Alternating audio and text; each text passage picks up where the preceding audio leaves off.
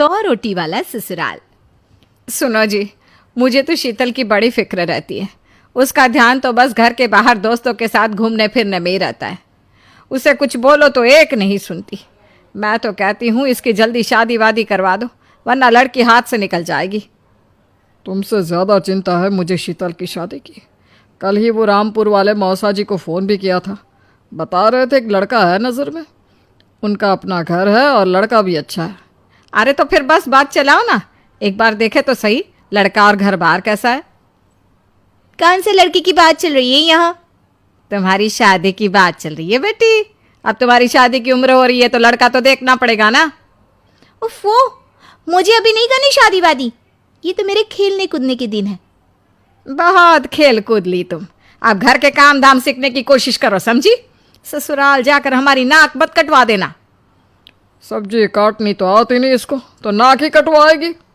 अरे मैं इसे शादी तक अच्छे से सब सिखा दूंगी। आप तो बस उस लड़के से इसकी शादी के बाद चलवाओ। कुछ दिनों बाद कुणाल और उसकी माँ शीतल को देखने घर आते हैं। कुणाल दिखने में बड़ा ही स्मार्ट होता है। शीतल तो उसे देखती ही रह जाती है। देखो जी, हमारी कोई डिमांड तो है नहीं, बस हम चाहते हैं कि लड़की घरेलू हो, घर के सारे कामकाज संभाल ले। अब आपके परिवार में तो बस 3 ही लोग हैं, पर हमारा तो खूब भरा पूरा परिवार है। बाकी हमें लड़की के घूमने फिरने दोस्तों से मिलने से कोई दिक्कत नहीं है। घर का काम करने के बाद जो चाहे सो करे। अरे वाह, ये तो इतने बढ़िया लोग हैं। लड़का भी इतना स्मार्ट है और ऊपर से इन्हें मेरे घूमने फिरने से भी कोई दिक्कत नहीं है। हे भगवान, तूने तो बिना मांगे ही मुझे सब दे दिया। बताओ जी, और क्या चाहिए हमें? हमारी तरफ से तो रिश्ता पक्का है जी। बस फिर तो हंसी खुशी शीतल और कुणाल की शादी हो जाती है। शीतल मन ही मन बड़ी खुश होती है और उसी खुशी के साथ वो अपने ससुराल में कदम रखती है। आओ बहू, तुम्हारा अपने ससुराल में स्वागत है। ये मिलो अपने परिवार से। ये तुम्हारे ससुर जी, तुम्हारी ननद सुनीता और गीता, सुनीता के पति राजेश और उनके 2 बच्चे राजू और चिंटू। ये ना हमारे साथ यहीं रहते हैं। ये तुम्हारी दादी सास है और बाकी लोग अभी बाहर गए हुए हैं। इतने सारे लोग, ये सब यहीं रहते हैं इस घर में? अरे अभी तो मेरे देवर देवरानी और उनके 3 बच्चे यहाँ नहीं है। उसके मायके में भी शादी थी ना, तो बस वहीं गई है। कल तक आ जाएंगे। हे भगवान, ये घर है या धर्मशाला? ये सब एक साथ इस घर में कैसे रहते हैं? मुझे तो पता ही नहीं था इनका इतना बड़ा परिवार है। अब समझी कि कोई डिमांड क्यों नहीं की इन्होंने। ये सब चाल चले मेरे साथ। अरे बहू, खड़े खड़े क्या सोच रही हो? चलो अपने कमरे में जाकर आराम करो। जी माँ जी। अगले दिन शीतल का ससुराल में पहला दिन होता है। शीतल रसोई में जाकर सबके लिए खीर बनाने लगती है। तभी उसके ननद सुनीता आती है। अरे वाह भाभी, आज क्या बना रही हो? बस दीदी, आज वो पहली रसोई है ना, तो खीर बना रही थी। अरे भाभी, ये खीर वीर रहने दो।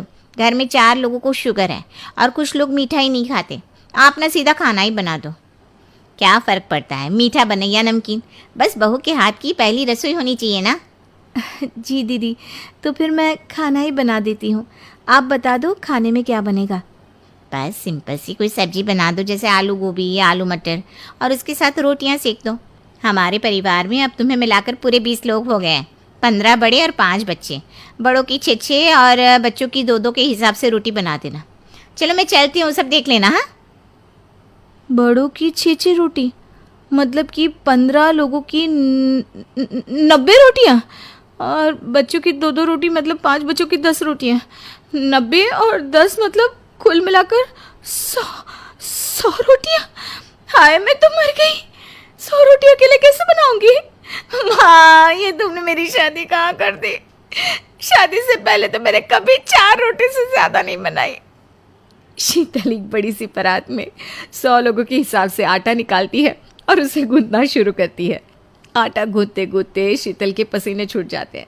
उसके बाद बारी आती है रोटी बनाने की। शीतल एक एक करके रोटी बनाना शुरू करती है और 10 रोटी बनाते ही अपनी कमर पकड़ लेती है। हाय, मैं मर गई। मेरी कमर टूट गई खड़े खड़े, और ऊपर से इतनी गर्मी। मैं 100 रोटियां कैसे बनाऊंगी? अरे भाभी, सब बाहर रोटियों का इंतजार कर रहे हैं। ज़रा जल्दी जल्दी रोटी सेक दो। सब